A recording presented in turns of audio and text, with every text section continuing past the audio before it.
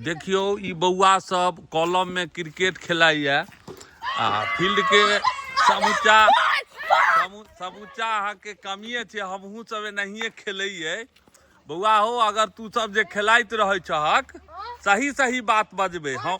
हाँ जे टीम जे रहे हमर सबके हमहू सब जना खेलैये 5 ओवर के रहे तो ओइ में की होय 3 ओवर भ जाए आ प्लेयर ज्यादा होय तो ई हुए जे जल्दी से ई आउट भ जइतै तो हमरो बैटिंग होते। अहूँ सबके ई बात फीलिंग होइया आ होय छै न सबके फीलिंग क्यों बउआ से सत्य बात छै आ सत्य बात छै।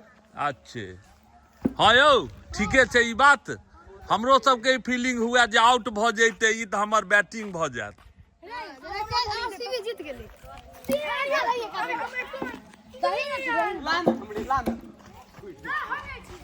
आई क्रिकेट के आनंदे किछ और होय छै। देख लियो ई बच्चा सबके गाछ पर से गाछ छै यार तैयो ई सब खेलाय में ई सब लागल है बउआ सब। अब हमरा सबके टाइम में ई सब विकेट बउआ नहीं रहे। हम सब लकड़ी बत्ती के हाँ बत्ती के हुए लकड़ी के रहे वो सब ओना के हम सब खेलैये।